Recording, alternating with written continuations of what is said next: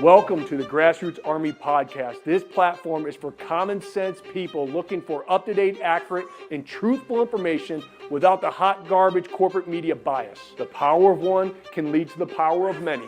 You never know what small act that you may say or do that may literally change the lives of millions tomorrow. And don't you ever think that you can't make a difference, because you can. Welcome to the Grassroots Army podcast. I am, of course, your host, Garrett Soldano, and I'm here with my main man, Tony Nash from AZ Branding Solutions. He's been with us ever since the beginning, and today we are just going to have a very detailed conversation. Very real conversation. Very real. What happened that was just recently released on social media with my DUI arrest back in 2023. So it's going to be an interesting story. It's going to be packed full of emotion. It's going to be packed full of inspiration, motivation. And I've been holding a lot of stuff in for the last 2 years, Tony, and I am really looking forward to having this conversation. Yeah, man. Well, when you reached out to me about this, obviously I had heard about it, and you told me some things, and I hadn't really seen anything, and you sent me the video and shared it with me, and we'll talk about that today. The notorious video. Yes, the notorious VID, right? No, but I appreciate your willingness to just be authentic. One of the things I've always liked about you since I've known you from the beginning, and everybody knows the story of how Garrett and I met because of the lockdowns. And I said, from the beginning, one of the things that stood out to me was your authenticity, that you're just real. And even when you were running for office, I liked you. Not even 100% always because of what you said, just because you were a real person, not a politician. And as long as I've known you, you've been someone that's trying to just help people be better, help our state be better, help your patients be better. And even in my life, we live 2 hours away, so we don't get to see each other a lot, but always just checking in on me, trying to help me be better. And so that starts inside, right? Always trying to make yourself be better. This was not your finest moment. But the fact that you're willing to publicly say, hey, I did this is what happened, doesn't define me. And I made a mistake, but I'm going to show it to you, and then we're just going to be real. And so I'm looking forward to having the conversation, but I just wanted to say, I appreciate your willingness to just be real, even and authentic about this. Yeah, I think that's one thing about today's environment, especially with being involved in politics, is very polarizing. And going through what we have went through over the past 5 years with not only standing up against the unconstitutional lockdowns, the petition drive, our run for governor, even starting the Grassroots Army, is like your name's kind of out in the spotlight. And we have a movement of people that follow us, which is fantastic. The people are unbelievable. Grassroots Army. That's right. The Grassroots Army out there. We love you. But one of the questions that I got was, you said you were always about transparency. Garrett, why didn't you come out right away and tell us? Yeah. And my answer to that is, I'm not an elected official. I'm not running for office. If I was, I would have came out. Yeah. And to me, there are some things in your life, if you're not running for office, you shouldn't have to share those things with the public. Right. It's a family matter. Everybody makes mistakes, that's for sure. And we're going to talk about those things. Well, and everybody watching has that. They have that thing that only their closest people know. Right? Right. And so that should be to the human reaction to that should be, I understand that. Yeah. That, like you said, if you were an elected official that had some sort of an accountability to your electors or, your constituents, then yes, bring it out. You have to. But you told the people who were close to you, the people who needed to know. It wasn't, again, something you were super proud of. And so you'll see why not. And you didn't. So the fact that you didn't just come out with it, I think, if you're a real person, you should understand that. That's not a shock to me. It shouldn't be a shock to anyone. Yeah, and we said this on a video, and we're going to talk about how this got released, is, everyone has chapters in their lives that you don't want read out loud. Yeah. Every single person. Now, look, this video, here's what's going to happen, is the people who support me are going to support me. The people who hate me are going to hate me. The left's not going to say anything good about this video. We have so-called, I don't even want to call them social media influencers, that people think that they're relevant. They're always going to attack. They want what we have built. Yeah. They want the movement that we have built. They want the energy. They want the following. So they're going to have nothing but negative things to say about this. But they were already trying to discredit you before, and they're still going to keep trying to do it. And that's where I want to inspire people to understand and know, like, everyone makes mistakes. The only angels are in heaven. Yeah. And hey, if you're in a position that you need to be transparent, or if you have to stand up, own it. And that's what we're going to do today is we're going to go through this. We're going to show you the video, and we're going to talk about the video of the arrest. But what's powerful is what happens afterwards, because what we're going to discuss today after that arrest, what my life became a year and a half later. Yeah. And that's where people are going to sit back and say, wow. And at this time, President Trump was running. I was going around the state, not only trying to help President Trump get elected, but also dealing with the things that you guys are going to figure out here today that was very scary in my world, because they were coming after my license. Yeah. They were coming at my way of life. And that's a hard pill to swallow. It really is. For sure. Yeah. For sure. Well, like I said, when you reached out, I said we had only had conversation about it. Yeah. And so honestly, I heard about it. I was like, oh, that's unfortunate. Shouldn't have done that. That was stupid, whatever, but I didn't really give it much thought. But then when I saw the video, I'm like, that was tough, man. That was a rough night for Garrett Soldano. And so I just said, hey, if we're going to do it, like, I want to ask some real questions. Yeah, like, absolutely. Everyone knows we're friends, so I love you regardless. Yeah. But I wanted to be able to say, I want to ask real questions about what happened, why you did it, and what you thought about it, what you learned from it. And so I appreciate anyone's willingness to own their own mistakes. Absolutely. And so I don't know if you want to get right into that right now. I just want to start talking about it. If you have some other things you want to say to kind of build up to that. Or... Let's go into the nastiness of this, because I know who released it. And I want to let them know that I know who you are. I know what part of team you're a part of. And nice try. Do better.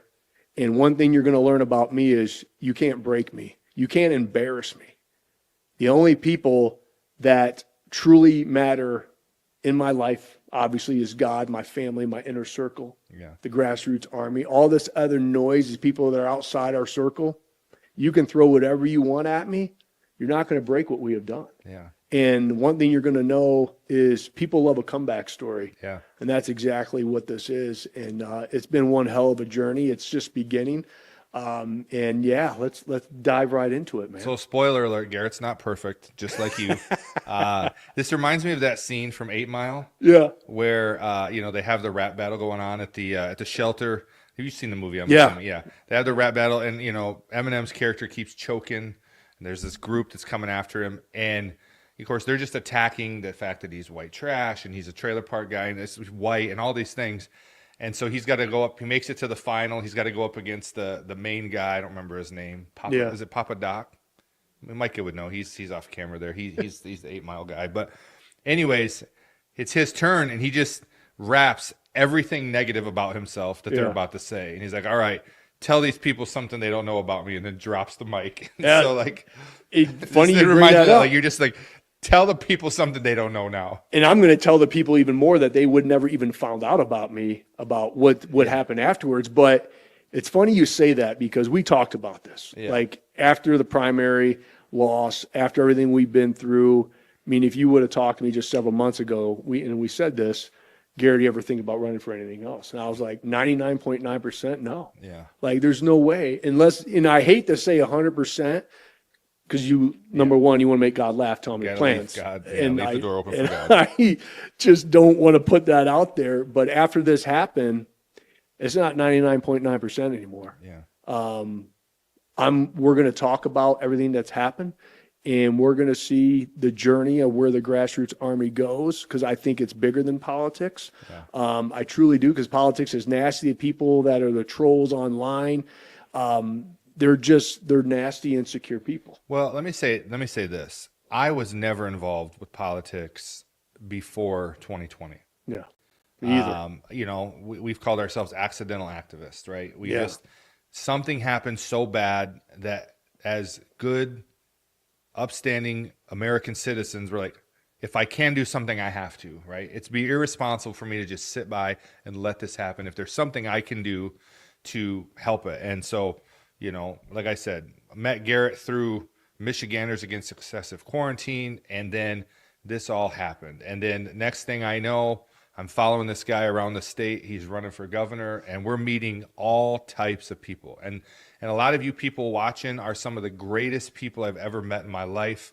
And what the media wants to portray you all as is just wrong. Like, you are the salt of the earth. You are America. And so I have thoroughly enjoyed getting to know the Grassroots Army and the people that have just been supportive and loving and just want to see the best for their country. And to me, it's not about Trump supporter or not, Republican or not. It's just about good American people who love their country, love their family, love their God, and want to see the right things happen and want to be free. And, I was accidentally just thrown into this world of politics. And what I have learned is something you suspected before, but is so clear to me now, is it's such a dirty, dirty game. And all the worst things you thought about politicians and what they are and the people behind it and the money behind it and the PACs behind it, it's worse than you thought. Yeah. I mean, especially when you live it. It's worse. Yeah. It's 10 times worse. You thought it was bad. It's worse. Yeah. And there are corrupt, evil, nasty people who will come after you and destroy your life to get one step ahead for their political agenda. And for power and money. That's what it comes down to. Power and money. And that's what's so interesting when because I analyze this, because when they start to release this, I'm like, it's 2 years later. Yeah. Like, to me, when I do my social media stuff, I'm just talking to our movement, and it's several 100,000 people across several different platforms. And to me, that's just not relevancy. Yeah. You look at the Charlie Kirks of the world and, millions and millions of followers. That's relevancy. So it makes me look in the mirror like, how relevant really are we? Yeah. Why would they bring something up 2 years later? Yeah. And that's where I still analyze it. Like, Well, what's the threat? I think the threat is, Garrett, like, you are the leader of the Grassroots Army. Not something you even asked for necessarily. It just happened. Still don't want it. Right. But you are an inspiring figure. And I think the perception is, and I think there's some reality to it, that there's a good number of grassroots people in the state of Michigan that are looking to you for who should we support? Who should we vote for? And even though you don't ever publicly just say, I endorse this person, I don't know that I've ever heard you endorse someone other than maybe President Trump. Not until after the primary. Yeah, not till after the primary. I think they're listening to you. You are a voice that carries influence, that carries movement. And I think anyone on the conservative side that's running for office, I don't understand why the left maybe would attack you at this point. But I could see why somebody on the right who is looking to gain political influence in the state of Michigan would have concern about you and the people who follow you, because there's a perception that as Garrett goes, so will these hundreds of thousands of people. And so we learned that the grassroots alone cannot win a primary, right? Yeah. But it is a large number of people that you need. Yep. And so anyone running right now, you need these hundreds of thousands of people. And so I think if they would attack you, number one, they probably don't know you, but number two, they're doing it because they feel like they want to discredit you to be able to gain influence with these people. Which makes sense. I mean, if you run the numbers, it's like you said, it's a chunk and you need them. That's my analysis. Yeah. So that's why I think it's happened. So let's go back to the incident. Okay. Yeah. So let's describe how this all went down. So it was 2 years ago, 2023, end of April. Yep. End of April. And it was one of those good Michigan spring days. Yeah. Warm. Weather's starting to get nice. I forget what the weather exactly was. It was nice. It was 50, 60 degrees. So I was out in the yard all day, just clean up the yard, doing spring cleaning.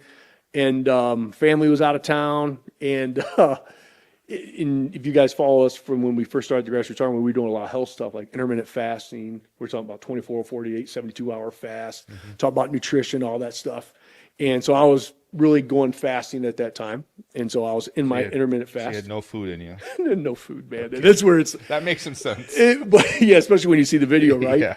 So I worked in the yard all day. I get done, and you know this, man. We're in our 40s now. Like, you can't just work in the yard anymore without feeling the ramifications and repercussions of the pain of your back and everything else. So I remember coming in and just like, man, I'm sore. Man, I'm beat up. I worked all day. And I said, I'm going to have a little me night, right? So we don't have a lot of alcohol. Which we've all done. Yep. We don't have a lot of alcohol in the house because I don't drink much. I'm a moderate drinker, social drinker.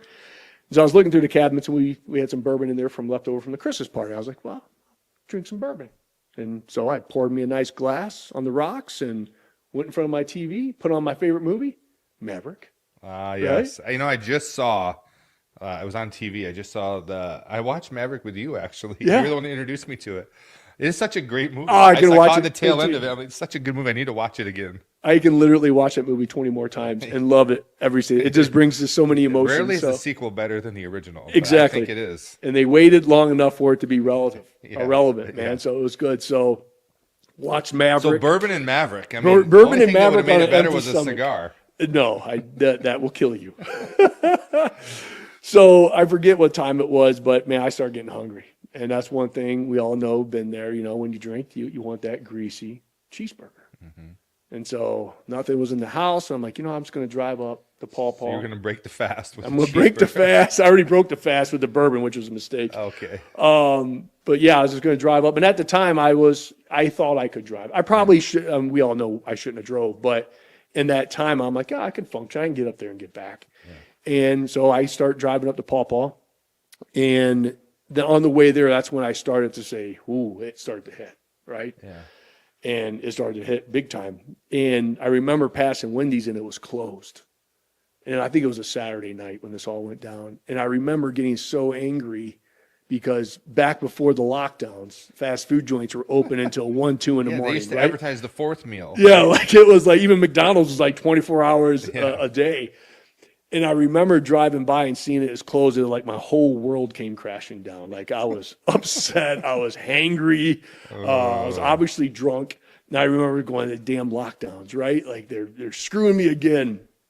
And so I was driving, and I remember trying to get on my GPS like what else is open? Yeah. You know, I was determined to get that cheeseburger. And I Why remember didn't you go for the Culver's Butterburger? wasn't no They're not Culver's open. around, man. That was on the other side of town.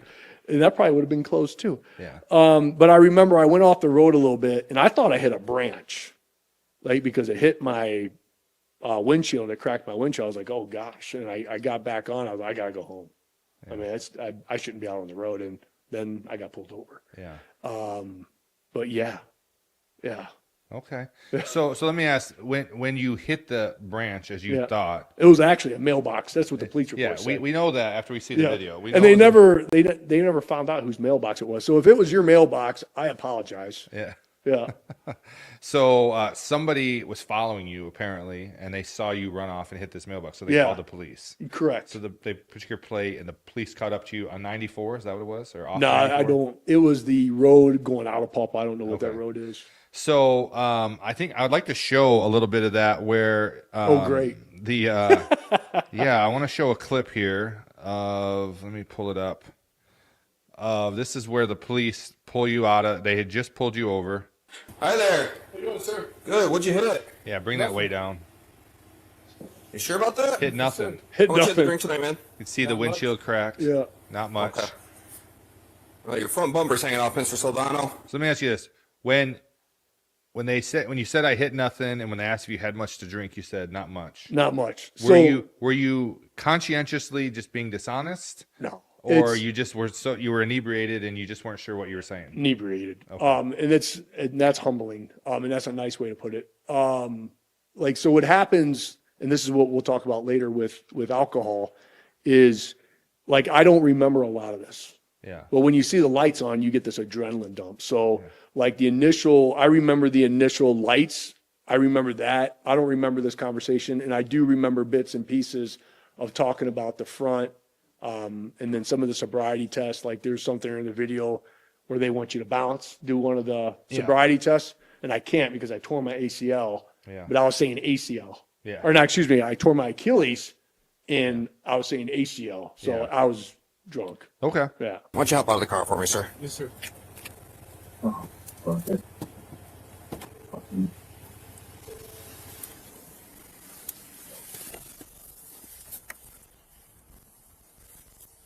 Hey, you want to take a look at the front of your car, man? Yes, sir.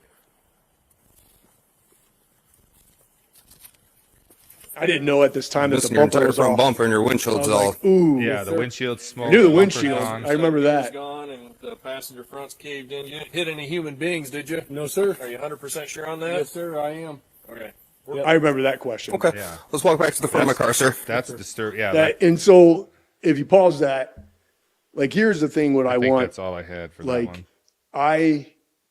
number one, we watch this and we'll talk about the analysis of this, but, you know, I thank God every single day that mailbox wasn't a human being. That mailbox wasn't another car. Yeah. You know, I would never be able to live with myself. And so, you know, the guardian angels were obviously with me that night. And, you know, as we go through this and we'll joke about some things, but the bottom line is huge mistake. Yeah. Well, one of the worst mistakes in my life. And to watch it, it's funny how much growth you can take from something like this. And then 2 years from this event, like, you're a different human being, right? Yeah. But I got lucky. For sure. I mean, that's For sure, man. I could have ruined my life, my family's life, our family name, someone else's life. I mean, so that's the humbling part, that I got extremely lucky. Yeah. I truly did. And the guardian angels will be waiting for me at the gates to give me a good ass whooping when I get up there. Yeah, I mean, I think, obviously you can see, you know, you could say some luck, some providence in the whole thing. But, you know, I want to ask you, man, as a friend, like, you know, you are one of the more put together, organized, health conscious, you live with purpose, like driven, motivational, entrepreneurial, like all the things, like, you know better than this. Absolutely.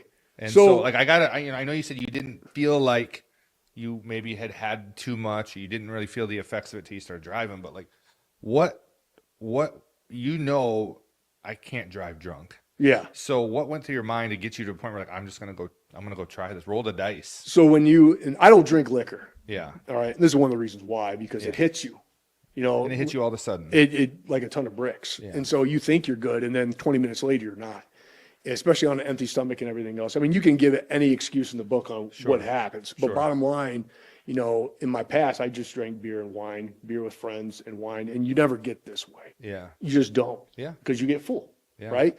Liquor is a different ball game. That's why I hardly ever drank it in the past. I'll never touch it again.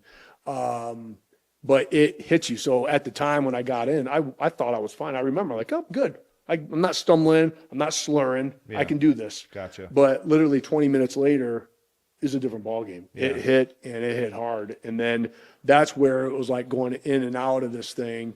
But yeah, you're right, because I do live my life at a high standard. Every day I get up and I have my itinerary, and I dominate that itinerary. And I can honestly say 364 days out of the year, I did it. Yeah. I can even say 364 and a half days out of the year that I did it. It was a half day. Well, I think that shows, you know, the importance of consistency, and even, you know, you said you can have 364 great days, and one bad day can be a bad day. It can ruin your life and others. Yeah. And Can't take it for granted. You know, the importance of, you know, just sticking with it. And, you know, and like I said, I mean, everybody watching, me included, we all have bad moments in our life. And so, you know, I don't look at it as, well, man, Garrett, this was a horrible thing. But I think, again, owning up to it and learning from it. So I know we're going to talk more about, like, what have you learned from this experience? And so I want to get there, but I do have a couple other clips here. Bring it on. that stuck out to me. I mean, the video's an hour. Yeah. And I watched, I mean, not all of it has you in it, but I watched through it, and I think this is it right here. The right foot in front with the heel touching the toe of your left foot. Yep. When I tell you, hold on. Yeah, I'm sorry. When I tell you to begin, what I want you to do is you're going to walk 9 steps down with the heel touching the toe on every step, counting out loud. When you get to step number 9, you're going to turn to your left using a series of small steps, and you're going to walk 9 steps down the way you came, okay? I can do probably like step, but I don't think I can turn because my leg screws Yeah, up. then no, we'll deal with that, and then just you know, turn around and go back the way you came. So I'm going to demonstrate it for you real quick, okay? Yeah. So you're starting here. Yeah. 1, 2, 3, so on and so forth, all the way down to 9. When you get to number 9, you're going to turn. 1, 2, 3. You want me to count like when I do? Yes. Okay. Couple things. That one's all jacked up, but I'll do the best I can. Couple things to remember. Keep your hands down to your side. Yep. Make sure you're looking at your feet when you're doing it and counting out loud, okay? You want me to count out loud every step? Yes. Okay. So But start just like this, yeah. and then whenever you're ready, do you have I'm any questions for me? Yeah. Yeah, but Well, that's what I'm I saying. have a That's, I 22, think, this so shows Okay, like well, you're not in do your you right want to try mind it or here. no? No. It's up to you. I'll try it, but here we go. Okay. Yeah. You ready? Yep. Give it a good try. And your hands You not want to me your count side. Every step. Right? Yes, please. 1, 2, 3. All the way up to 9. 1, 2, 3, 4, 5, 6, 7, 8, 9, and then pivot Yep. like that. Like that. Yep. 1, 2, 3, 4, 5. So, I think that one stuck out to me because I think that was where, when you first got out of the truck, I could tell you were a little, but then this was the moment we're watching. I'm like, he does not. I know blew a where- .22. Yeah, I know. Which is 3 times above the legal limit. Yeah. And at this point, he don't know what's going on. No, I don't mean, remember any of this. You're not comprehending what he's asking. You're No. asking follow-up questions. Almost was like a child, like, Oh, like yeah. not I mean, at that understanding stage, understanding it's- what's happening. So I think it was important to see that because that to me shows like where you were at and why. Yeah. So my question was, did you remember this? And it sounds No. like you didn't remember this. No, I don't remember. The next time I remember is the cuffs being tight in the back seat. Yeah, there was a part where they asked Yeah. them to release their And they did. loosen the cuffs. And that's the thing, the police officers, and this is what's so mortifying about this is like when you go through all this, and we'll talk about the night in jail and all that jazz, but like when you wake up, because we back to blue, baby. Yeah. And you always see these drunk driving videos where the people are out of character and their mother effing the police officers and everything else. So when I heard that the video was there, I was like, oh gosh, did I disrespect a police officer? Yeah. That was after everything that's been said and done about this thing. I remember watching this video a while back with my attorney. And he's like, one thing I can tell you, Garrett, he's like, you are a respectful drunk driver. Yeah. And you know what? And I'm glad. And I apologize to the police officers because they got better things to do than worry Sure. about some idiot like me driving and might potentially kill somebody on the road, which is horrible. But I was glad that at least in that state, I was respectful. 100%. Well, that was one of the things that stuck out to me that I was going to say is that you were respectful. And to me, when you're in a state of, that's not you, Oh, no. but there's still enough innate, or I don't want to say innate. Subconscious. There's still enough like ethic in you about law enforcement that you showed respect. Yeah. Like that just came naturally to show respect. Yes, sir. Tried to ask the questions, answered follow up, and I want to say I think the officers did a good job too. Oh, they because in this situation they're just doing what they're supposed to do, but to answer the same questions over and over. How many times do you Yeah, have to explain, hey, dude, Yeah. walk 10 steps, count it out loud, turn around and walk Well, back. and that's just one moment of their night. They deal with Yeah, that stuff constantly. long. So I thought the officers did a pretty good job. Yes, they did. And one more clip here. This is when you get to the station. Liquor, a controlled substance, other intoxicating substance, or a combination. I'm requesting that you take a Now chemical test. you've had by now this is about probably 45 minutes, 40 minutes after the 34 minutes. It looks like after they pulled you over. Yeah. And at this point, are you regaining any kind of No. you realize what's happening? Is it getting worse? Like, is it Yeah, the point I where don't I even- feel like I just want to go to sleep? No, I don't remember any of this. Okay. Yeah, I remember like there's bits and parts. It's kind of like, It's for hazy, those, like a yeah, dream. like there's just bits and pieces that stick out. Like I remember breathing in the breathalyzer. I don't remember shutting the door like I do on this Chemical guy. test Yeah. to check for alcohol. I'm gonna see, or like, controlled you, substances or just other politely shut the intoxicating door for the substances in your officer. body. If you were asked to take or took a preliminary breath test, you must still take the test that I'm offering you. If you refuse to take this chemical test, it will not be given without a court order, but I may seek to obtain such a court order. I have to ask one question. Yeah. How many days a week do you wear a Grassroots Army shirt? Probably 5 to 6 Okay. days a I week wish that this day you weren't wearing a Grassroots Army shirt, but that's just, when I'm not working in the This clinic. That's a side shall note. result in Yeah. suspension of your operator's or chauffeur's license Proud and of our vehicle group brand. designation or operating privilege, and the addition of 6 points to your driving record. After taking my chemical test, you have a right to demand that a person of your own So choosing stop administer this. a breath, blood, So- or urine test. I do remember because this is my second one, Mm-hmm. right? My first one was 13 years before this one, and I remember I screwed up the first time where I denied the breathalyzer, and they take your license when that happens. Yeah. And then you got to it's 90 days. So it's a big mess. I do remember going, I don't want to make that mistake again. You were trying to figure out what I'm. Yeah. supposed I'm to like, do. what am I supposed to do? Cause I don't want my license taken because I got to go to work. And that's what I remember being like, just tell me what I need to do so I can do the right thing this time and not get my license taken away. Well, the thing that stood out to me about this is I could tell you're seriously thinking that because you probably asked them what were your rights about 4 or 5 times. Yeah. And he explained it each time, and you were just like you were having a hard time determining your ACL versus your MCL or your Achilles. You were having a hard time figuring out, should I take it or should I not? Yeah. Choosing the results of both chemical tests shall be admissible in a judicial proceeding and will be considered with other admissible evidence in determining your innocence or guilt. Will you take a breath test here for me?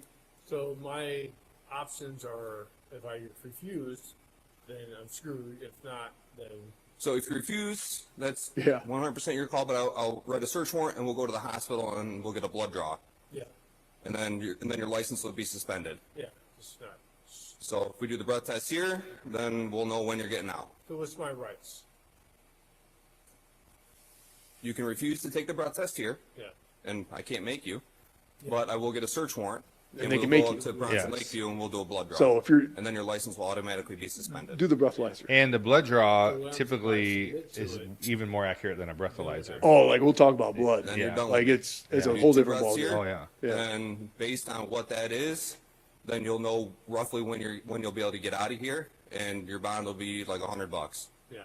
So But what my lawyers say. Yeah, I don't know. I'm not a lawyer. I don't pretend What to will be my one. lawyer can I say? get a lawyer? Can I get a call before I do all that? You can try to make a phone call. I don't know if anyone's gonna be up. All right. So there's just you trying to Figure it out. call the attorney and trying to figure out. So I can did s- eventually blow. Yes. Yeah. Yep. You did eventually blow, and you blew a 2.2 .22. or 0.22. Thank you. 2.2. I think I'd be dead. Yeah, a 0.22, Yeah. which is 3 times the legal limit. Yep. And so, how much do you have any? How much bourbon did you drink? I think 3/4 of the bottle. 3/4 of the That's bottle. what was left. Yeah. I don't remember. There was a little bit left, so Okay. it was a So majority of the you bottle. had a good amount. I had a great amount. And so, here you find yourself. You had to sit in jail for 10 hours. Is that right? Yes, I think it was 10 to 12 hours. And so, anyone who's ever been in jail, like when you can't get out of jail, like when those doors shut, talking about your freedom, Yeah. like no matter what, you're not getting out of there unless they let you out. Yeah. It's a horrible, Feeling. humbling, scary feeling. You're in a cell with 3 to 4 other people on a concrete slab that night. And I just went to bed, woke up in the middle of the night. I think it was like 4 or 5 in the morning. And there was a dude, there's several other people in there. They were just sleeping, but there was a guy in there going through heroin withdrawal. You ever seen that? Oh yeah, I actually have. It's terrible I've never seen that before. and it's painful. Yes. So I listening had a to that family guy, member. I mean, I've seen the movies, Yeah. read about it as a doctor, all that stuff, but to watch somebody go through that, it was Agony. horrible. Agonizing. Yeah. I mean, and pain, feverish, moaning, there's a toilet behind this wall, but there's no privacy. I mean, he was diarrhea and just, he was trying to apologize. And I'm just listening to him struggling. I listened to him for a while. I don't know, because you don't have no time. The lights are on. Yeah. It's not dark, right? So I don't know what time it is. And so I just, hey, dude, what can I do? What do you need from me? What can I do to help? He's like, just talk to me, bro. And I was like, hey, all right, come, I'll talk to you. And I said, do you know I ran for governor? It's the best time to bring that up. Yeah, it's like, why not, right? And he started laughing. And he's like, what, are you serious? And he's like, you didn't beat Whitmer. I'm like, yeah, I know. I apologize. And so we just talked about life and his struggles, and he was going through, and it was a humbling experience. Yeah. And he ended up going to bed and never said goodbye to him when I finally got let out. But it started this journey on, really look in the mirror. What do you want out of this journey, Gary? Yeah. What do you want to do? What kind of impact do you really want to bring to humanity? Yeah. And I didn't know yet. My lovely wife picked me up, very unhappy the next morning. What was that like? So you said your wife was out of town. Yeah, they came back that night, Okay. but that already happened. So she didn't, when she got home, did she know? She didn't know. So She didn't she's know. wondering where you're at. Yeah, and then she gets the call. What time around did she get a call? I don't remember. Was that from you or from the police department? I think it might have been me. I don't remember. Yeah. I have to ask her. So she picks you up. How's she feeling? Not good. We know Mrs. Saldana was quiet, but Yeah, I don't know that she was quiet that Saint morning. Jen. No, it was. She's very upset, and we were having the same conversation. You and I are like, "What were you thinking? This is out of character. You know, I can't believe you did this. All that stuff." But what we do as a family is we come together. Yeah. And I immediately got home and sat my 2 teenage boys down and told them the truth. And looked them in the eye, said, "I messed up. Your dad messed up. He's not perfect. My job as your father is to make sure that you don't make the same mistakes, and you never ever drink and drive. What I did last night was wrong. I got very lucky and just kind of went in the father." And my kids, you know, you could tell that they were like shocked, but it strengthened our family. Yeah. You know, it really did. And so then you have to start the process of going through the legality of things, right? So, you know, you get out, then you're doing the license thing. You got to get an attorney. So I call my attorney, meet with them, and so we're getting a game plan of what needs to happen. And so the first thing that my attorney does, like, "Hey, we're gonna get ahead of this thing. We're gonna get you to a therapist. You're gonna talk to somebody. They're gonna analyze you." And I was like, "Hey, whatever I need to do." So I met with my therapist once a week for the next, I think, 2 months. I met with her. And it was funny, Tony, like this is where you let God in these things, right? Yeah. You got to trust the process with things. And I didn't realize how bad I needed to have a conversation with someone. And so when you go back and you ask, "Hey, Garrett, that was out of character." "Yep." "That's not you." "Nope." But I didn't realize I was keeping a lot of stuff in. Sure. And a lot of times when people do this, they tend to fill those voids with behavior, good or bad. Yep. You know, some people do it with self-destructive behavior. Some people do alcohol, drugs. Some people do it with porn, over shopping, over exercising. But you have to be very careful. And if you don't deal with these things inside, anger, everything else, they can express, and then you can have that slip up. Yeah. That was my slip up. Well, psychologically, even people who regularly live their lives in a way that is trying everything to be selfless, doing for others, doing for their family, doing for their employees, doing for their, you know, in this case, your patients or people that you sometimes don't even know. People who are trying in their lives to live selflessly, and they take on a lot of other people's burdens because they feel like they got the shoulders. They can think, I was a pastor for 7 years, so I understand this. You're taking on people come tell you things that you didn't want to know about them. And so you're carrying that burden in their burdens and trying to love people through that. And you're taking on this kind of role of my role in life is to be a selfless person who's doing for others. That when you have sometimes a moment of like you're home by yourself, no one's counting on you that day, you're just kind of doing your thing. You kind of feel like, okay, I'm just going to have a little selfish moment. I'm going to do something for myself. Amen. And sometimes people act out, like you say, through porn, through affairs, through drugs, alcohol, through whatever, and think it's just going to be a moment. And then because it's not something that, you know, they would normally do, sometimes they go too far with it, or they do something that's completely out of character. And, you know, again, I've seen it time after time with people. And so I think, you know, for you, Garrett, you had, and I don't know pre-2020 Garrett. I've seen videos and we've talked about, you know, your life as a chiropractor and a football player and going to the police academy and a lot of things that you did. But the Garrett I've known since 2020 has been the type of person that, to me, has spent an inordinate amount of time trying to do for people around him and do for people. So I think in my mind, I kind of try to quantify the whole thing, you know, not justify it. Yeah. There's no excuse excuse for it. I messed but up. Quantify. How did we get here, right? Yeah. And in my mind, my thought is, man, this is a guy who just had a moment of like, I'm home by myself. I don't have anything. I'm just going to kind of do something for me. And you had a lapse in judgment. Thank God it wasn't worse. But like I said, there's no justification, but to me, I understand it. As Yeah. a man, I understand it. Yeah, I mean, I had a lot, like you summed it up pretty well. I took on a lot, obviously, not only with the lockdowns, the attacks. I mean, we went through that story many, many times before in the past, losing in the primary run, redefining, what this movement was, starting the Grassroots Army. But yeah, there was a lot of stuff inside that I haven't really talked about to anyone. Yeah. Because we tend as men to bury that down. 100%. And those sessions were like gold. Just letting it out. Yeah, and it took trust, like, because I don't open up, like, because I went through the political game. I don't trust anyone. Yeah. Like, you have to earn my trust and everything else, and then there's still the radar up, because that's unfortunately how you got to be in this game. Is you can't trust anyone. Every conversation is videotaped and audio recorded. Yeah. We're and recording right now. Yeah, yes, thank you. One party consent in the state of Michigan. But so even with this therapist, as we were dancing around, even though she was recommended, I was like, who do you support? Yeah. Or President Trump, and she was a Trump supporter. She knew who I was. Yeah. And so still, it took several sessions to start opening up about some things. And so, but we developed a really good relationship.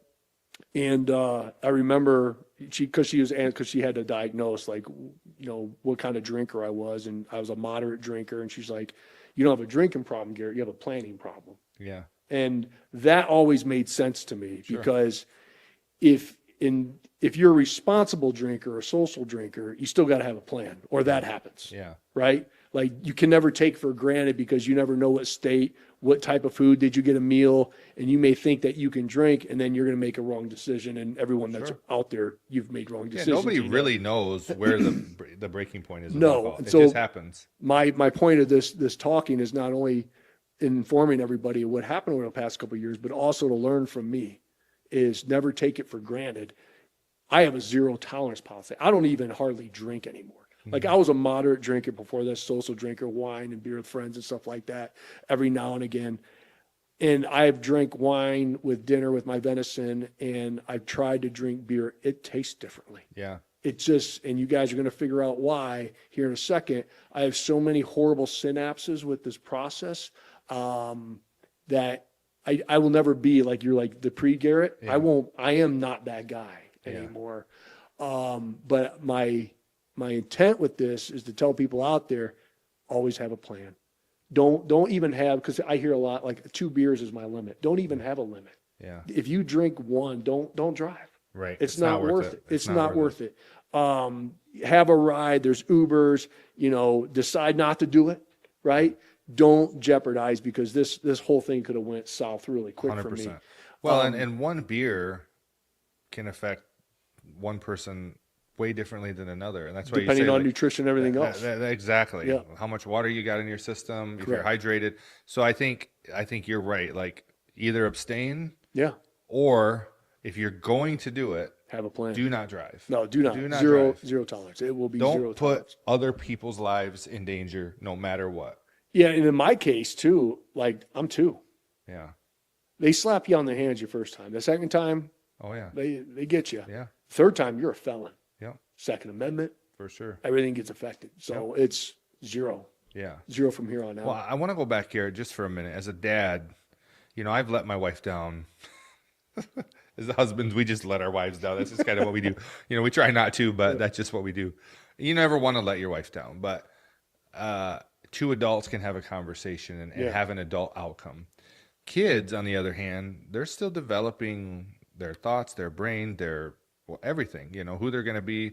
And there's a point in a kid's life where they look at their parents as invincible. Yeah. And then they hit those teenage years where they're smarter than you. Correct. They know more. They think you're corny, cheesy, dumb, not funny, cringy. That's the word. You're cringe. You're like, and so it's even harder to earn their respect or feel like you have their respect in their teenage years. They still test it. They still test it. Yep. And then they become adults, and as they get into their mid to late 20s, they start to realize, oh, well, my parents really did some good things for me, right? Yeah. And we all go through that cycle. To me, you know, if I have to have a hard conversation with my wife, like, hey, I did this, I'm sorry. I'm not as ever concerned about that because, again, two adults can come to an adult conclusion quicker. Sitting down and telling your kids who, you know, I think the most natural affection you can have in the world is for your children. Yeah. Right. Sometimes you have to make yourself love other people, including your spouse. But there's nothing, you don't have to make yourself love your kids. It's the most natural affection. You know, the Bible talks about in the last days, people will be without natural affection. And I think that means it's where people neglect their children. And you see that happening in our world today. People just let their kids go. They don't take care. And I can't imagine that. For me, the love I have for my children is like nothing else. Correct. So to have to sit down and have that conversation with my kids, I think would be way harder because you don't want to let them down. You don't want them to be disappointed in you, but you also want them to see I'm a human, right? So tell me, like, what you were feeling. You said you did it right when you got home. What was the thought process going through your mind? What were you feeling? What was the reaction having to sit down and have that conversation? How old are your boys? Now they're 17 and 15, so At that time they were 15 and 13. Yeah. Okay. So in the beginning stages of their teenage journey, you know, like reflecting back, and Dad cast a big shadow. For sure. I have done a lot of very successful things in my life, football career, business-wise, the movement we created with the Grassroots Army, the social media following. So their dad has a pretty big shadow. Yeah. And I've always told them, create your own shadow. Yeah. Do not live within my shadow. Yeah.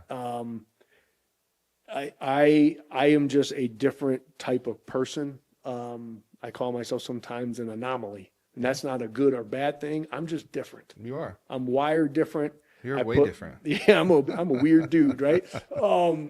I'm just a type of guy, and you know, you give me a goal or an itinerary, I'll dominate it. Yeah. I will do everything I can to succeed. I may fall up short, but I'm going to come back stronger. Put me in, coach. Faster. That's yeah. your mentality. I mean, that's who you want. Not afraid to miss the shot. No, I'm not, and I'm not afraid to fail. Right. And this was an epic failure on my part. There was no doubt about it.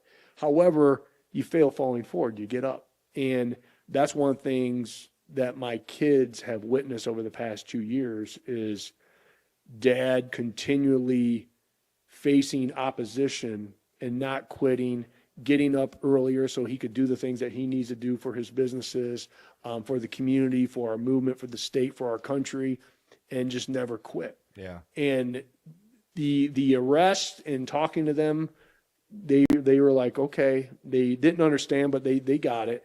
But them watching what happened to me next and what I went through next and what our family went through next, there is a level of respect that I've earned, I think, from them.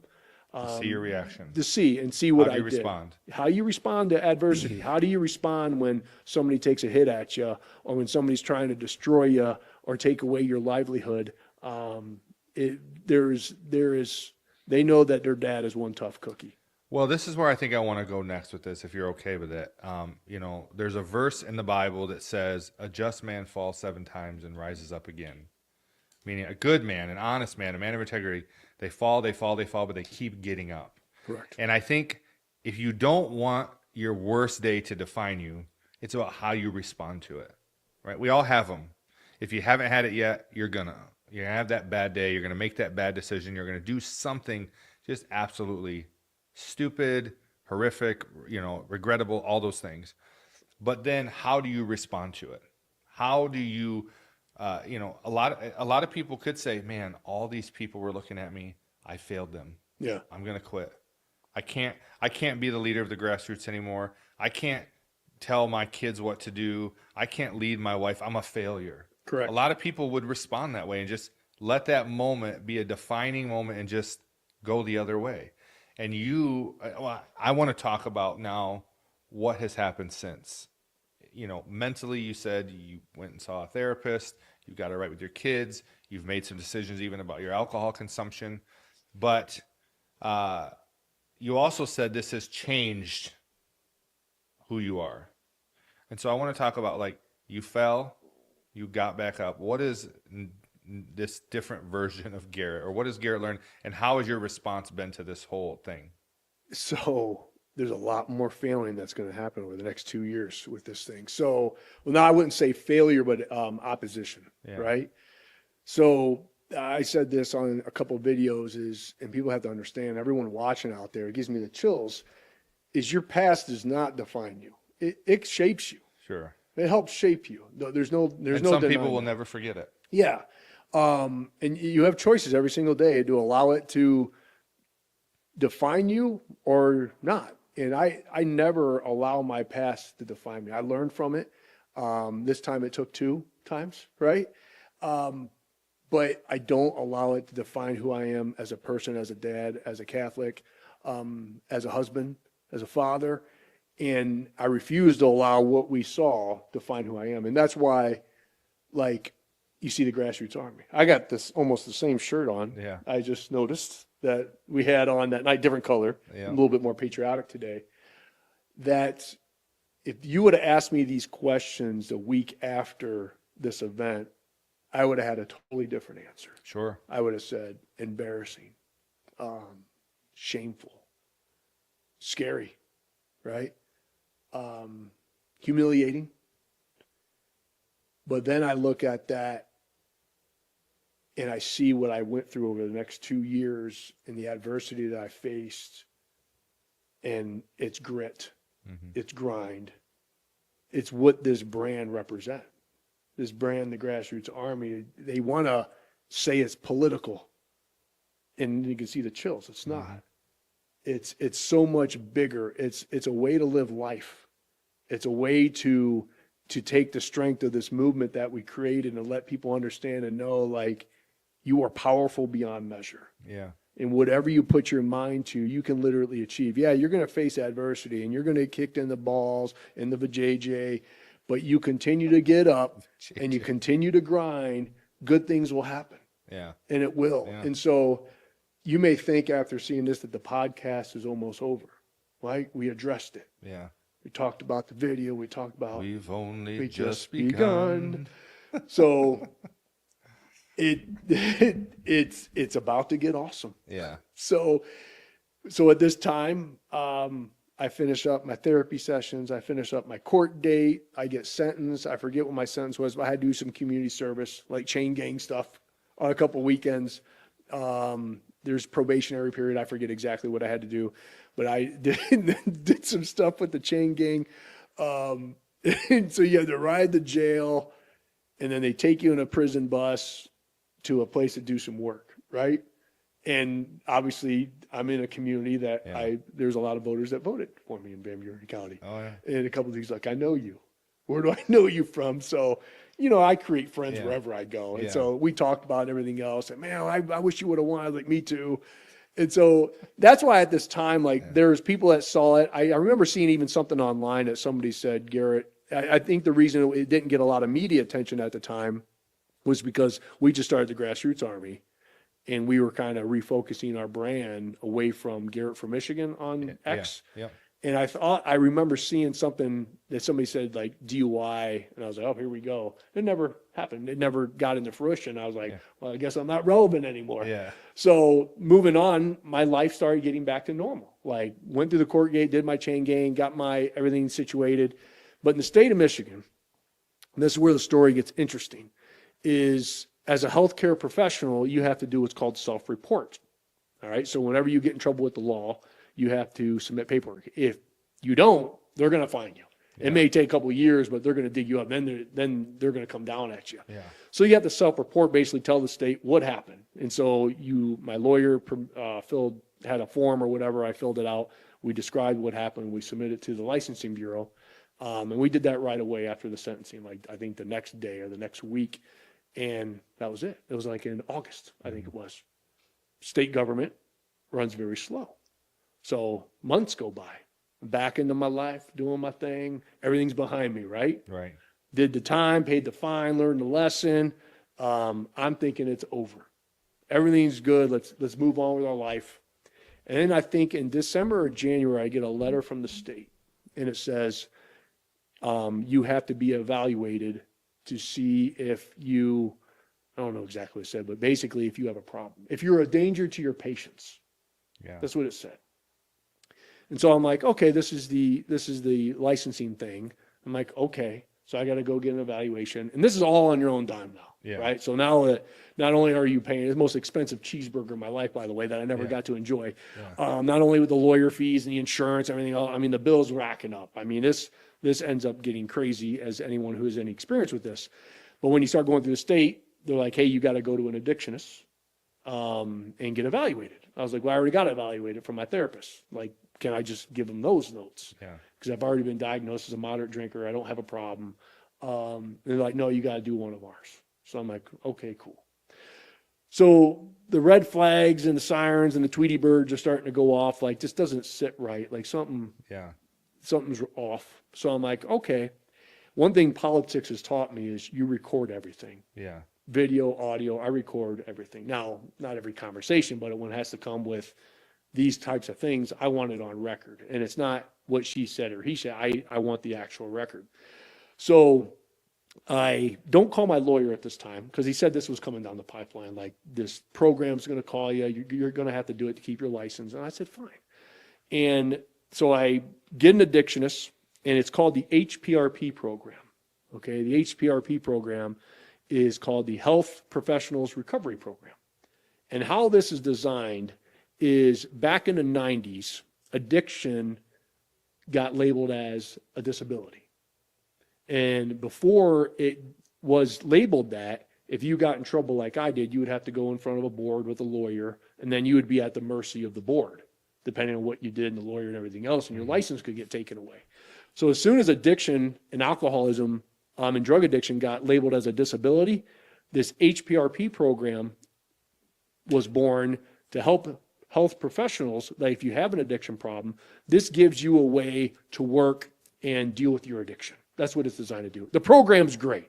Yeah. Okay, it really is. Yeah. Because we'll talk about the situations, because people need this. And holy cow, the things that I've seen and witnessed and the stories I've heard with healthcare professionals, anyone from thoracic heart surgery doctors to massage therapists to psychologists. I mean, I've dealt with them all over the past year and a half. So that's how the program was born.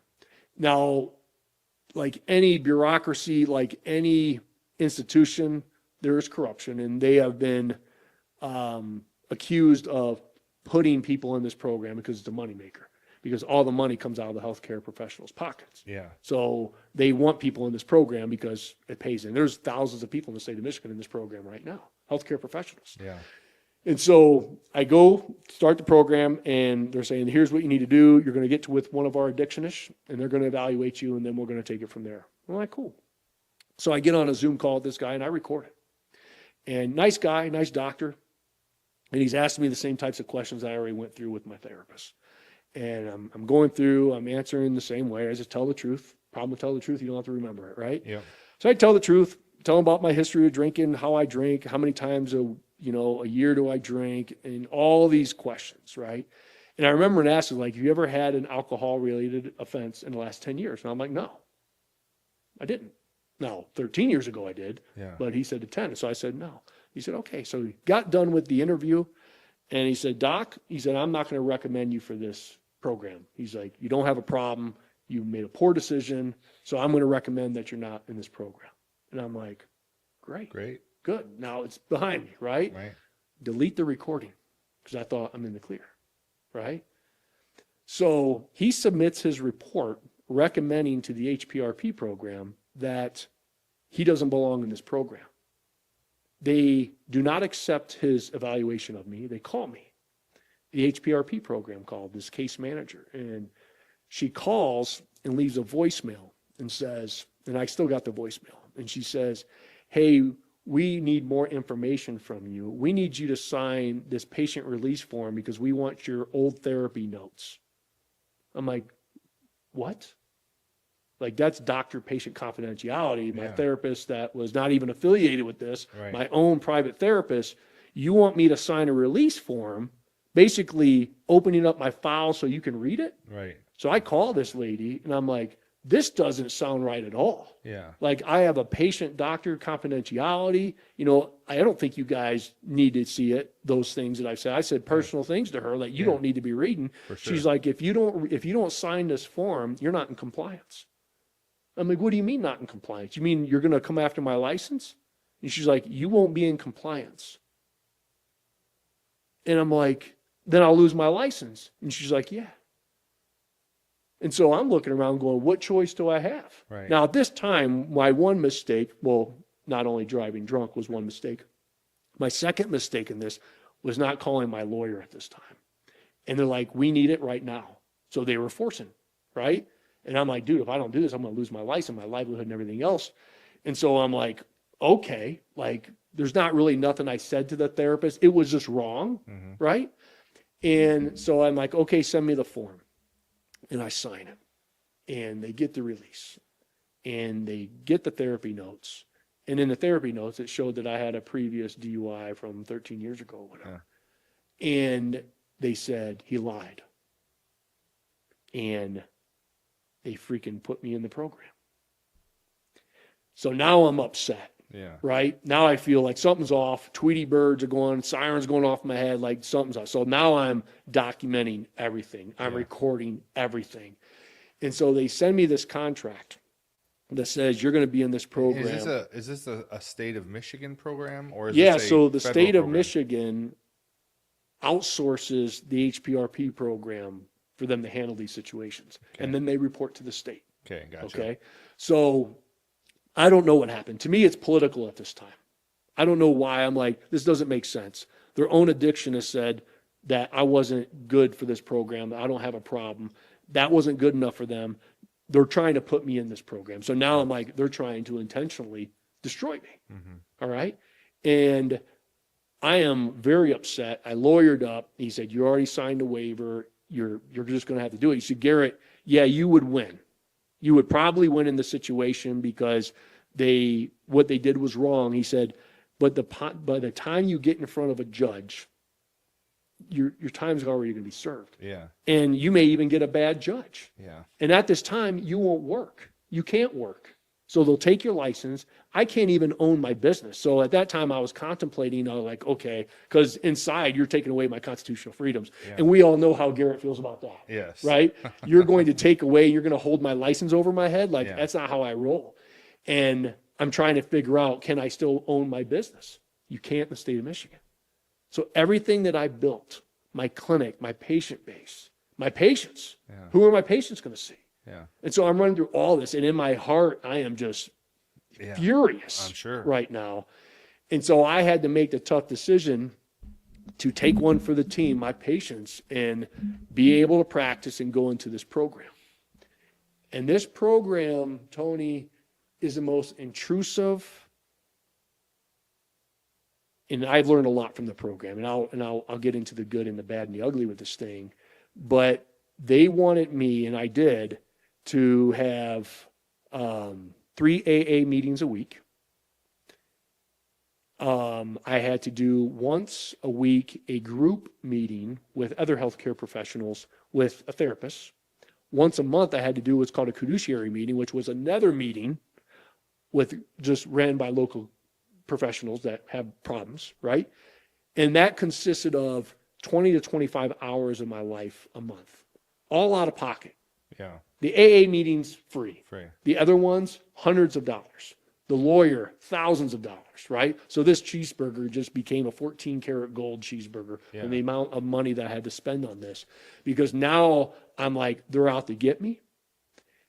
Oh, I forgot one thing. You get random tested. So every day I had to check in on an app that said, you have been selected to test today. That's blood, that's urine, that's observed urine, or that's hair. Every day. I couldn't leave the state without telling them. I couldn't take a vacation. And if I took a vacation, I had to find a testing center there and go do the testing. Sheesh. And they would test me 3 times a week out of my own pocket, run in $50 to $85 a test, depending on the type of test. Sometimes they're a little cheaper. And so that was what my life consisted of over the next year. Okay. So not to cut you off, two things stick out to me here. Number one, the fact that you would have to go through all that after the doctor said you're not recommended is crazy. Yeah. But also, I think the positive of this program is it's good that they take substance abuse or whatever you want to call it seriously. Absolutely, 100%. Like if somebody has a real problem that they have to Yes. go through these measures, I think is a good thing. It's a great thing. Yeah. And the people in this program who have an addiction problem, and they will tell you, like, they need it. Yeah. Okay. Because these folks, I mean, we'll get into some of the funny stories I have. These are the folks that they wake up every single day and they struggle. Yeah. And these folks are in this program.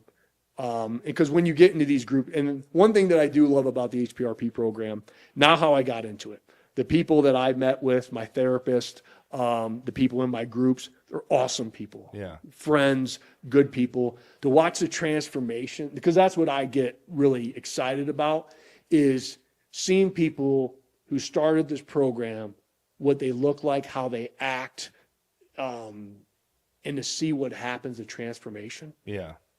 of their body, their soul, and watch them like struggle out of it, and watch them evolve like they went in as a caterpillar in a cocoon, and to watch them go through this evolution and come out with their wings spread. I mean, it gives me the chills. Yeah. I mean, you can see them from there. I can see it. Like the stories and the experience, and to watch these folks and the struggles in their life. And you tend to think, woe is me, I have it rough. My life is cake compared to these people. Yeah. I mean, it's just unbelievable. So the program in its essence is unbelievable. People that are involved. But when you first get in this thing and you kind of tell them the story on why you're in it, people would look at you and go, why are you in this program?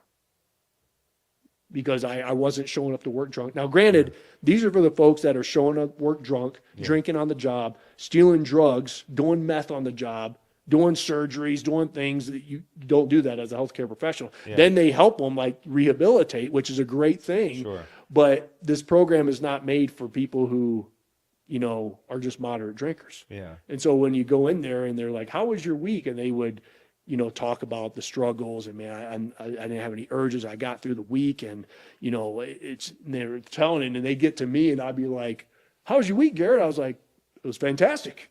Went to my kids' lacrosse games. Yeah. Clinic is growing. I mean, I'm loving life. I mean, I never had a problem. Yeah. And that's the thing is the first, and this is what drove me nuts in the beginning, because I would tell these people, like, I don't have a problem. Well, that's what addicts say. I was going to say, that's the number one. And the funny part is in the beginning, when you're going through these questions and all these people are telling you have a problem, they keep telling you have a problem. It takes a really like strong person not to let like, no, I don't. Like, no, I don't. Because you start second guessing. For sure. Because even at the time, in the beginning, I start going, man, do I have a problem? Yeah. Like, and to get in this program, to get in the study of it, or the criteria, is they have what's called the DSM-5 criteria. There's like 11 things. And out of these 11 things, for you to qualify for this program, you have to have 2 within a year. So if I would have got 2 DUIs within a year, or if I would have got a DUI and I'm trying to hide alcohol, like there's all these big warning signs. Yeah. And so to get in this program, you needed 2. I did 1. And I would always tell my addictionist, well, we're going to get into that SOB here in a second, in a good way, is I'm like, tell me the other DSM-5 criteria that I meet. He would never tell me. And I got this all on recording. I recorded all this. Yeah. And so to go back to that guy, the guy who did my original evaluation, he was my addictionist for the program. And so I would meet him once every 3 months. So after that first initial of him saying I wasn't going to be in, I had to wait 2 more months to have a conversation with this guy. And you think I was excited to have this conversation? Oh, yeah. Because he rewrote my form and then put me in the program without any criteria. So I get this guy on. And by this time, I'm FOIAing my records. All right. So I'm 3 months into this thing and I'm FOIAing all my stuff. I want to know exactly what's going on, the email. So I start building a case and watching all the discrepancies, what was said about me, everything I got. And so I went to the addictionist that I had that first meeting or second meeting with him. And I said, hey, I got him on recording video. And I said, hey, what'd you do with the original evaluation? Because when I FOIA'd my records, you sent me the second one. He's like, no, that's the only evaluation that we have. I'm like, no, you turned in a first one and it got denied. He's like, well, I destroyed that one. I was like, excuse me? He's like, I destroyed it. I was like, you're not allowed to destroy a medical file. Yeah. And he's like, well, I altered it. I was like, I want the original. You can't alter a medical file. Right. You have to amend it It's and everything against else, the law. sign it Yeah. out. It's against the law. And he just started like hee-hawing and everything else. I drove this guy nuts so bad that he requested not to be my addictionist anymore. And I said, no, I want you to be my addictionist because we're going to battle. Yeah. Like, this isn't done. So he ended up quitting, and I got a new guy, and the new guy was cool. He was just like, hey, man, let's just do your time and get out of here. So long story short, I had to go through this for a year. And in this time, I was getting randomly drug tested. And I remember the first time I got an observed urine. I don't pee well in front of other people looking at me, right? And this is Stage a funny fright. story. Yeah, it's like, you know, if I don't know you, if you're my boy, Who knew Tony, that Garrett had stage fright? right now, if you and I went to the bathroom, I could pee in front of you because I know you. I'll But take your word for it. For a stranger to watch you put your penis in a cup and then pee, it wasn't going to happen. And I had all kind of anxiety leading up to this moment because it said, you have been picked for observed urine today. I'm like, great, here we go, Yeah. right? So I'm down in water trying to help myself, right? And it doesn't help. You got to drink Arnie Palmer. He'll make you pee every time. Arnie Palmer. Well, that's funny about the test here. I'll tell you about it in a second. So I'm going in there. I got to pee in a cup. This guy's watching me, and he's got the water on. And I love this guy. Like, you know me. Anywhere I go, I'm gonna make friends. So Yeah. the whole testing people, they love me. Hey, Garrett, what's going on? In the beginning, I didn't know these people. So he's over my shoulder, and he's whispering in my ear. Okay. Okay. This is a true story. Test over.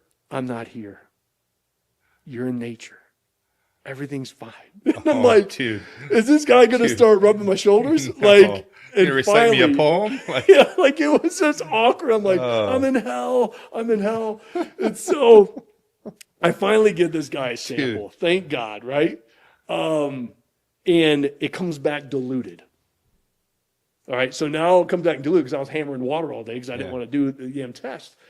And it comes back diluted, which is a red flag. So I get this nasty letter from HPRP. It says, your urine was diluted. If you do it again, we're kicking you out of the program. You lose your license. And I'm like, I'm furious. I'm like, what do you mean, right? Like, my urine was diluted? Like, you're trying to, falsify the test. I was like, well, test me again, right? Test the blood. And that's the thing with the blood, what you're talking about the blood. It is so sensitive. And they don't tell you this stuff from the beginning. Right? Yeah. Say you're going to start testing. They don't tell you what you can't drink. Some of the things you can't drink when you're in this program is kombucha tea, anything fermented, sourdough bread. That would trip the blood test. oh yeah.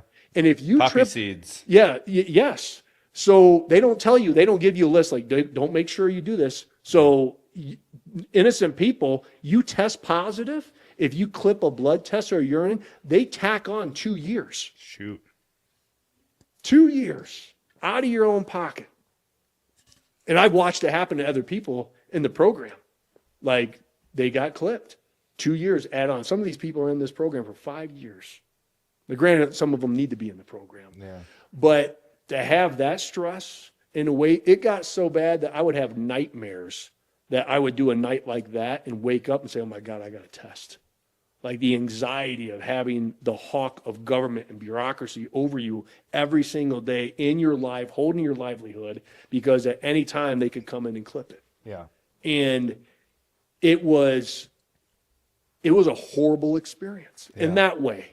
The good of it was the relationships and the evolution. I always try to take the good out of everything, but there was no reason I should have been in that program. Yeah. And my therapist knew it. He would write letters of recommendation for me saying, he's not a danger to his patients.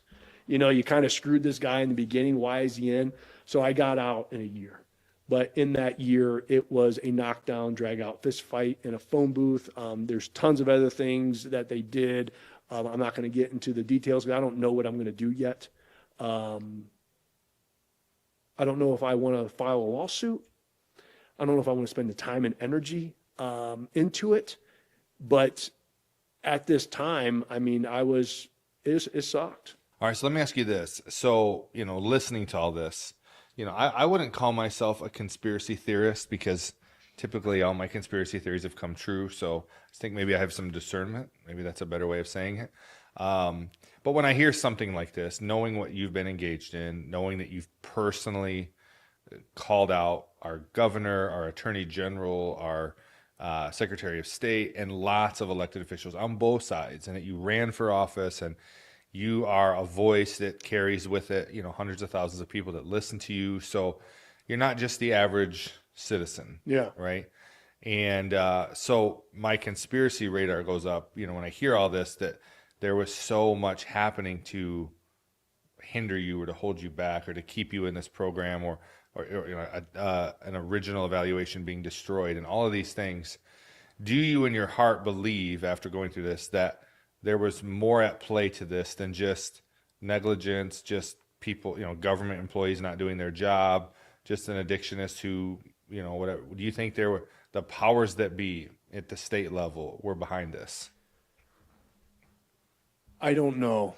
Like in the beginning, yes, that was this is all political. Yeah. As it evolved and I started doing FOIA requests, they got really good knowing that I was watching them. Yeah.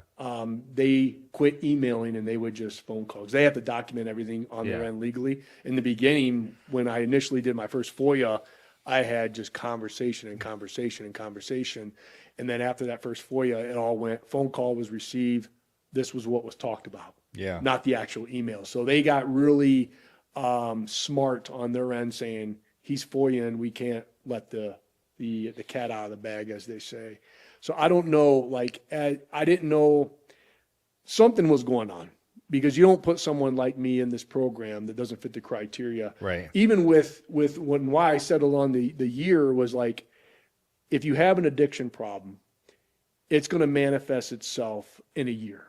You're not going to be able to hide it. And these folks just can't help themselves. They're going to drink a beer. They're going to do something. You can't cheat the system. This blood test is so sensitive that it goes back 90 days. And they can tell how much you had to drink, what day. Yeah. I mean, it's that specific. And the amount, you can't cheat the system. And these people try and they get caught. And so if an addiction doesn't manifest within a year, you don't have a problem. That's what they say. And so I'm like, you know what? I try to take the positive out of the situation. I try to look at the other side. Even though in my heart, as you asked, that did I think there was something in the background pushing this? I don't know. I hope not. But watching how they weaponize the judicial system and how they weaponize the license bureau, yeah, it probably was. But then I said, well, maybe it's not. Maybe they're just really trying to do a good job and do their due diligence, because people with addiction problems will do everything they can not to be in the program. Yeah. And I think when I said, hey, I'll do a year, they were like, why is this? An addict doesn't do this. An addict will say, let me out now. Let me out now. And I'm like, I'll do a year, because if I have a problem, it will manifest. And that's what I did. And they agreed to that. And followed the rules, did the meetings, went through a whole year, and did it suck? Absolutely. Did I take a lot from it? Yeah. Did I learn a lot? Yes. It taught me that you can throw whatever you want at me. I just get stronger. Yeah. And that's where we are today. Like, people thought this was just going to be a humiliating video of Garrett being drunk because he made a mistake. Is much bigger than that. Yeah. Because the more they try to attack me, the more they try to attack my livelihood and my family and my business, I just rise up and get stronger. Yeah. Because I know I have the armor of God behind me.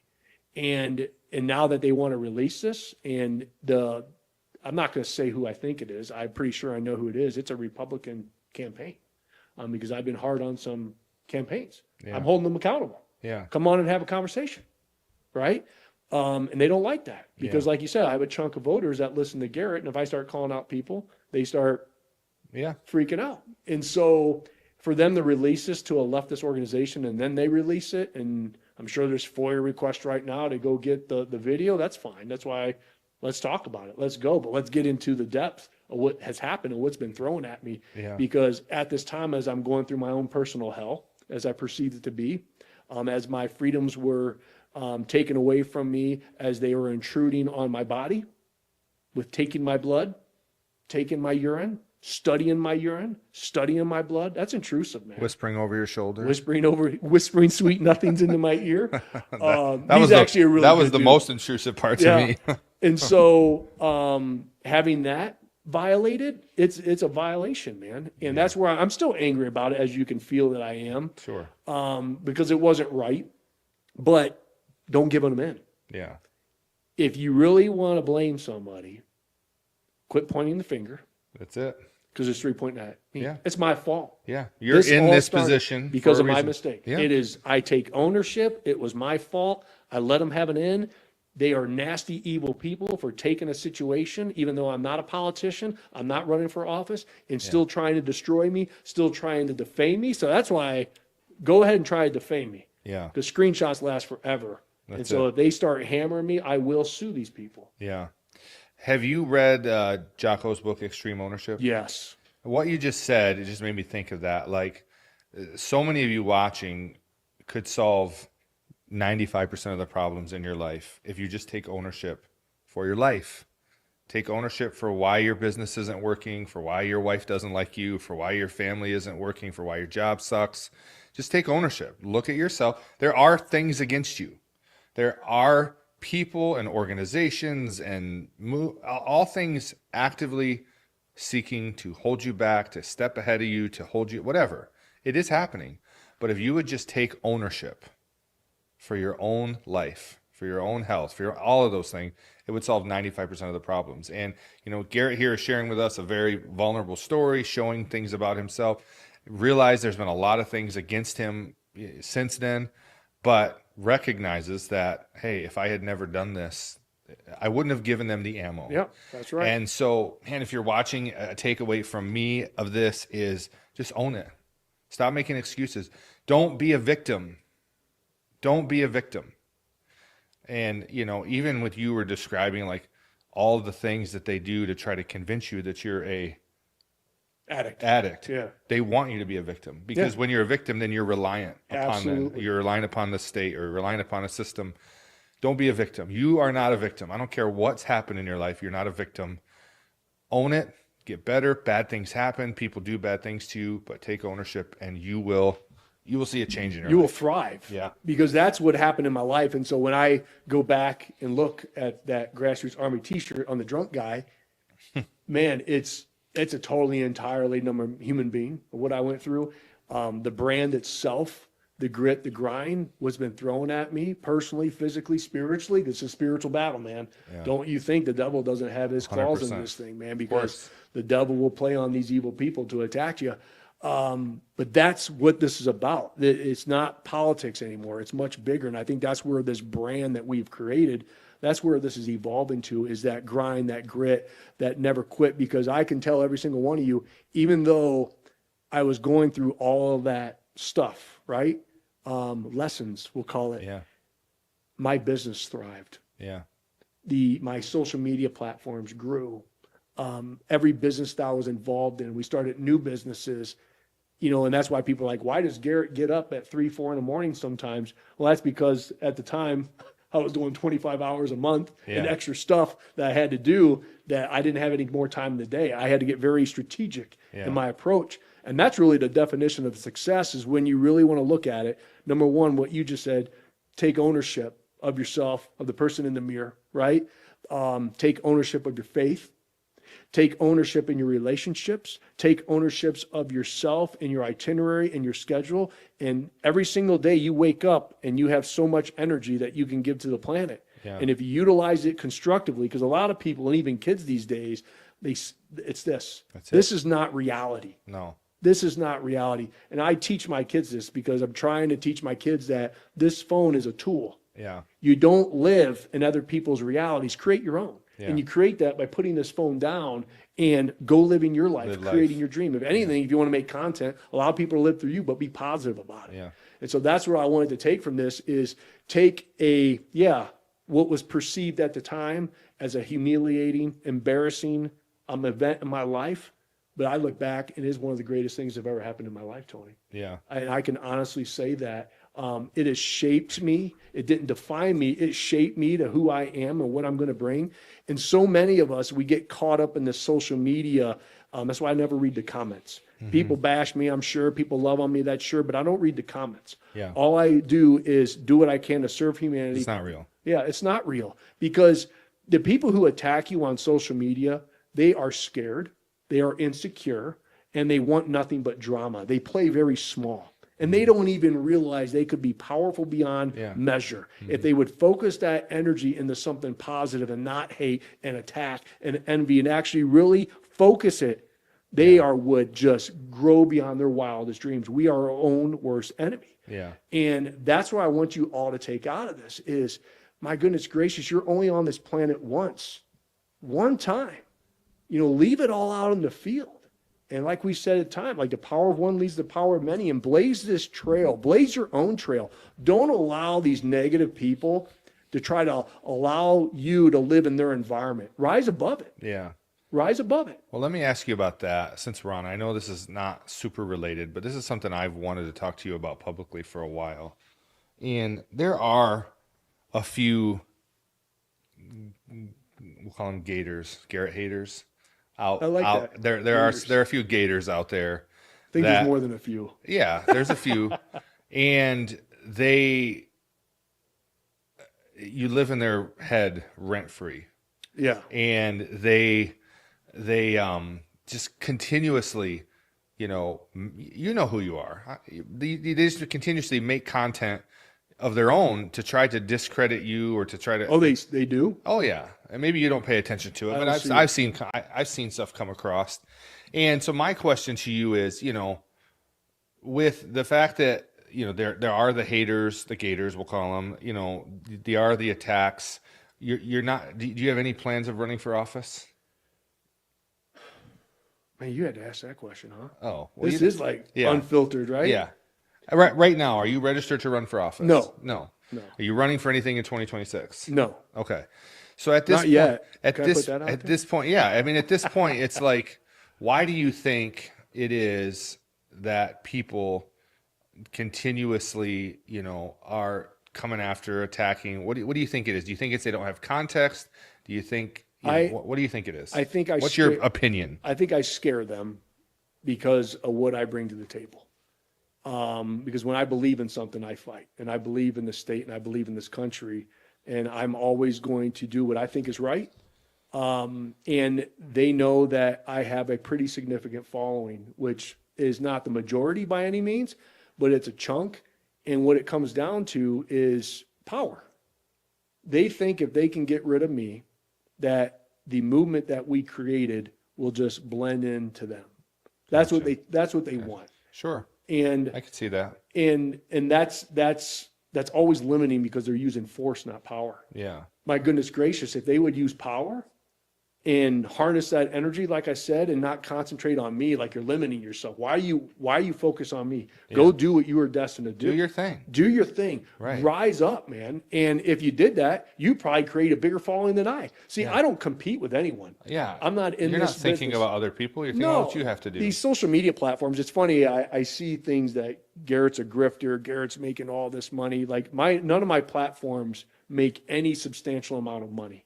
My Facebook platforms, as of right now, I think I make a couple $100 a month. Yeah. And that pays for my StreamYard, it pays for all my overhead. I lose money on my platforms. Yeah. Especially with AI. They're really good with content, and my content can't be monetized because it's considered hate. Yeah. Our YouTube channel we created grew to 250,000 people. Yeah. And we monetized it, and we start making some good cheddar off that. But as soon as they brought AI in, all my content was considered hate, and they kicked me off, and they basically booted my channel off for exposing the border. Yeah. That was back right around this time, actually, when I got arrested. A month later, I got kicked off of YouTube because I did a video on exposing the invasion of the border. They said it was misinformation and hateful. Yeah. And all I was doing is showing clips of the invasion, which was truly You've happening. seen that before, right? So I don't do this by any means for the monetized. I wish we could monetize it, Yeah. and I wish we could figure out a way, because there is a lot of time in making content. So that was really my question. I didn't form it the way I wanted. My question was, why do you continue to do this stuff? I mean, I know personally that the content you make is not monetizable or anything significant. You're not running for office. You're not making money. You don't need relevance, it's like as much good this comes with it in terms of opinion of you. There's as much, it's the same amount of negative. Yeah. So why do you continue to make content, have all these elected officials on your podcast, invite people on to talk about things, say your mind about people that are running? What is it in your heart that makes you say, I still need to do this? Because I never want something like the lockdowns and the mandates to happen again for us, for our children, for our grandchildren. Yeah, that had a profound impact on you. It's a synapse. It did on all of us, but it seems to you even more. Yeah, like I believe so strongly in having those choices, especially with medical freedom. That is a very strong position, and we've been proven to be right, obviously, and everything that the MAHA movement is exposing now with the vaccines and nutrition. Chiropractors been saying this for decades. Yeah. And activists who have been involved have been saying this for decades. If you really look at the chiropractors back in the 80s and 90s, we kind of led this charge of the anti-vaccine movement, informing people of choice, and we fought and we helped activists fight. Chiropractors have been because of our philosophy. Yeah. And so I will always follow through and do what's right with what I think at the time. Obviously, I'll make mistakes along the way, but I'm afraid of those freedoms being taken away. And I think we really are 1 or 2 election cycles away. And that's why I'll do everything I can to make sure that we win in 2026. And here's the thing, what I want people to know is this party, the Republican, the Democrats, there's evil on both. Yeah, both 100%. sides. I mean, I'm affiliated with the Republican Party because it supports my values. They align more with your values. They do, but there's a lot of them standing up for the mandates and the lockdowns and the corruption and what they just did to me. I mean, that wasn't the left. They released it to the left. Yeah. And I know what happened is when you're running for office, especially a gubernatorial campaign, you hire these big time consultants and there's money and everything else, and they do background checks on whoever is running, potentially running, or thinking about running. Yeah. So they create opposition research. Yeah. That's what they do. And the Democrats usually don't do that in the primary. They wait till the general. But Republicans will. And I'm sure this campaign did a lot of opposition research, even though I announced that I wasn't, they just in case. And they kept this in their back pocket and they released it right at a certain time. Yeah. Which, okay, that's fine. Dirty game. But I just trumped you, just to let you know. Yeah. No pun intended, with what really happened behind the scenes and what's going on in my life right now. So to answer your question, long story short, is it's for this country, man. Well, so you were a successful chiropractor before. Still am. No, I'm go saying ahead. before the lockdowns happened. Yeah. There's a lot of people think like, this gave you relevancy, and so now you're trying to keep this relevancy. So thank you for bringing that up. my perspective is you were a successful chiropractor before this. One of the most successful chiropractors in the state. You had a successful, online. You were selling supplements that you were making Nutrition. money at. Nutrition, thank you. Making I wasn't killing it. Yeah, but I was making a little bit. You were being asked to come and speak at conferences and seminars, and you had your own success and doing motivational seminars. Yes, and so is it plausible to say that everything you've done since 2020 in terms of activism and politics has actually stunted the growth or hindered where you could be had you not done any of that? The best thing financially that I could have done was to stay silent. Yeah. I lost millions of dollars. Yeah. I think, one of the candidates said, he's a multi-million-dollar chiropractor. Well, Yeah. I am. My wife and I built that business from nothing. I mean, to go through my story, my story. Yeah. I grew up very humble beginnings. The first part of my life, I was in a trailer. Trailer park. My wife and I 8 Mile. earned, that's right. My wife and I earned Division I scholarships to play football and volleyball at Western Michigan. It wasn't given to us. We earned that. After I got cut from the Bears, I actually went back to Kalamazoo Valley Community College to get the prerequisites that I was missing to get into Palmer Chiropractic College. So I went back to school, paid for it my own self, put my wife, my sugar mama, I'll call her at the time, helped and put us through Palmer Chiropractic College. She got a job. We paid for all that. Then we went out, got a shingle, started our business from nothing, just me and her.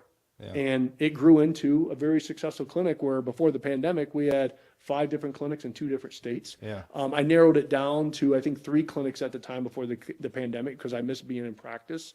And then the pandemic happened and we lost half our patient base. Yeah. We lost millions of dollars of potential income. So yeah, to answer your question, I lost big time financially. Well, now I'm still blessed. Yeah, Don't of get me course. wrong. Well, that's why I say, because I think what people need to understand is what you do and continue to do does not necessarily benefit you financially.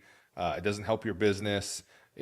To me, I've always had a hard time when I hear people say, like, you have this grifter yourself, like, if he was a grifter, he's going about it the wrong way. Like, this is We're not making a lot of money on the merch, Tony. Not a very good. Yeah, we've sold the Grassroots Army merch with him. They're not flying off the shelves. No, we have we have some loyal supporters, and we love you. We I thank tell you what, if Shaq is watching, because he just bought Reebok, didn't he? Yeah. And if he wants to start Shaq, if you're watching and you like this story and you want to be a part of this Grassroots Army, I think you and I would be great business partners. And if you would like to make a Grassroots Army line, me and Tony would love to have a conversation. We'd love with to. you. Yeah. Shaq, reach out, Shaq. The big Call me. Shaqtus. Yeah, Yes. I love him. Yeah, Shaq is awesome. I love what he said to his kids. Like, no, you You're ain't not rich. I'm rich. I love it. Yeah. No, and Shaq is like, he gives so much of his dude, stuff away. he's awesome. Just a good dude. Yep. But my whole point to that is like, we've had chiropractic clients around the state. They all know who you are, not because of running for governor, just they know of you through the chiropractic world. And so to me, it's like, I think I continue to see the things that you continue to say and do. I mean, I know how much just being a part of Stand Up Michigan and working with you impacted my business. Yeah.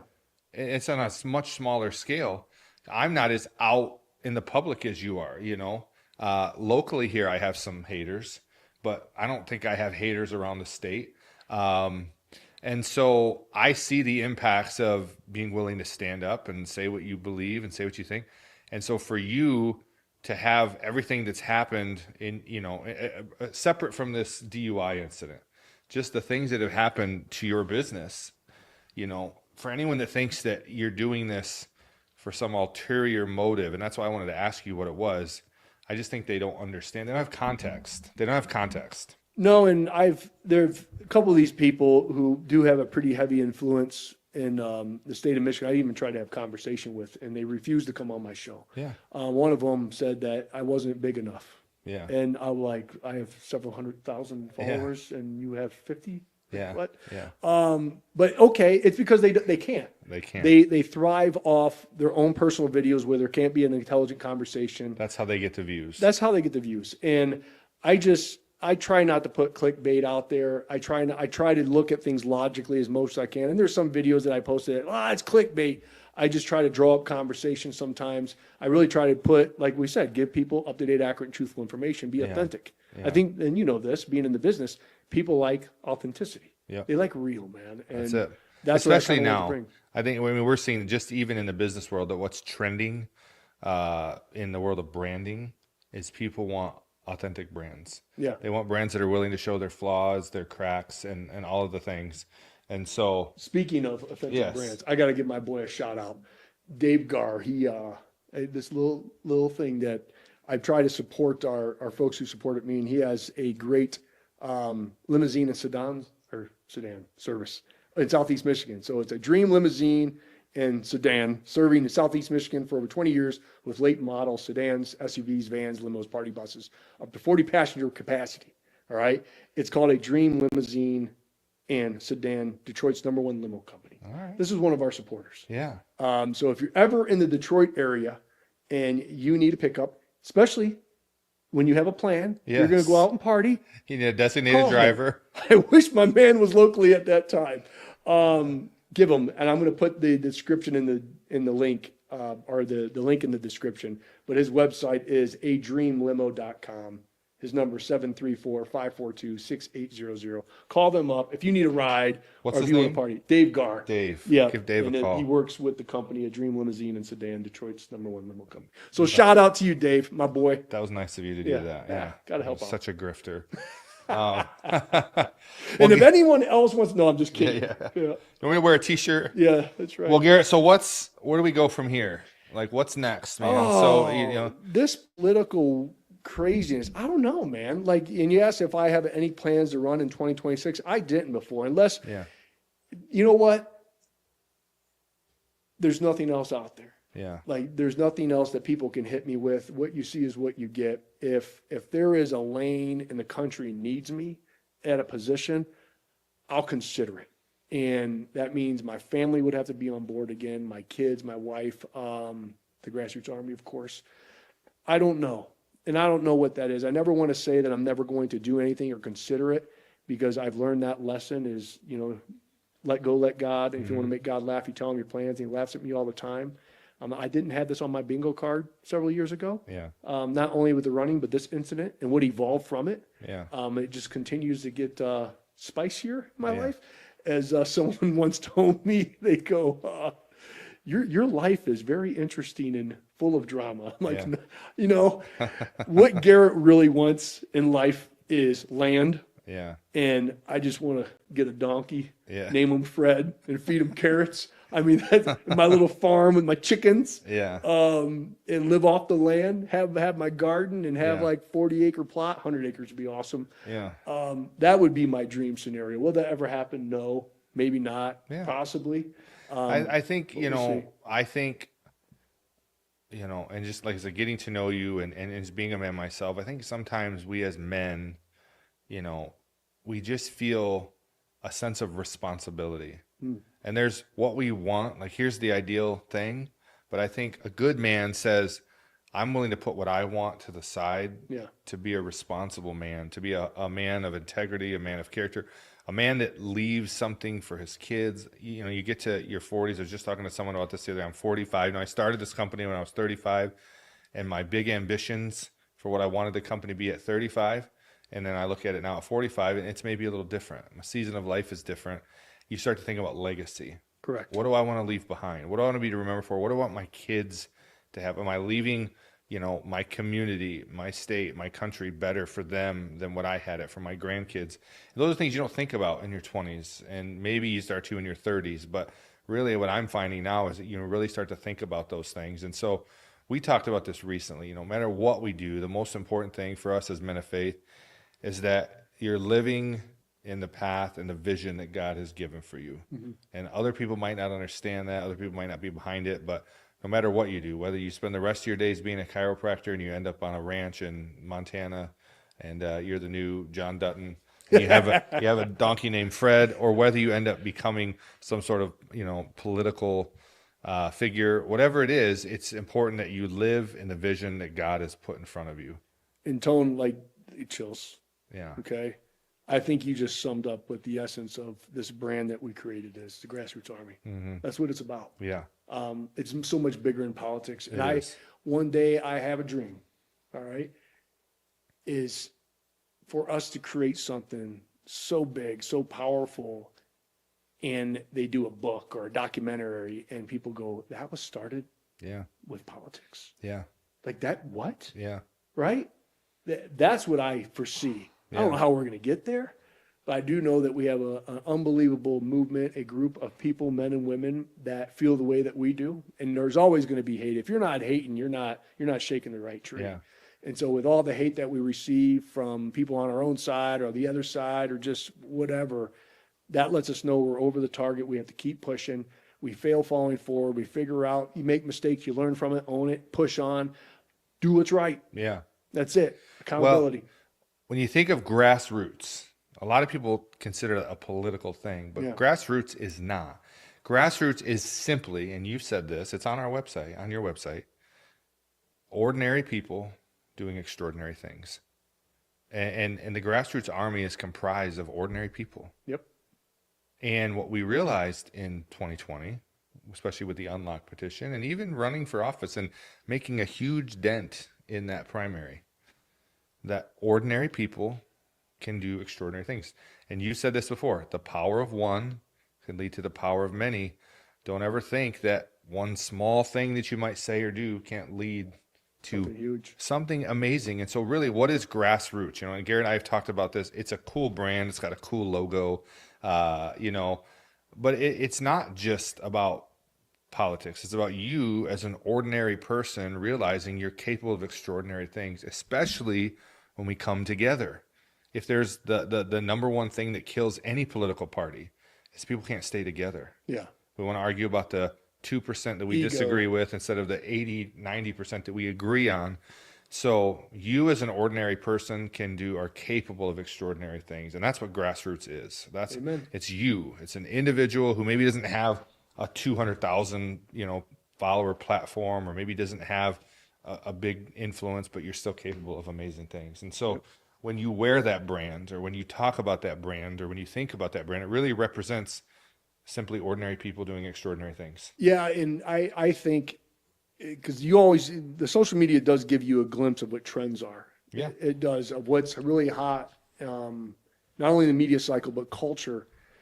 And I think we have the young men and women who have went through the pandemic, these kids that have gotten their experiences stripped away, their athletics, their school, their lives basically stripped away, all for a narrative, right? Yeah. Didn't have to be that way. They are looking now at more traditional upbringings. They want the wife and kids. They want the homesteading. They want to do these things now. And it's an exciting time. They're going back to faith.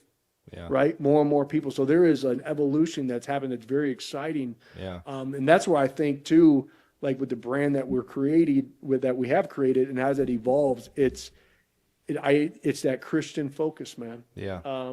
Because there is evil in this world. We both experienced it. Everyone that's watching, you've experienced it.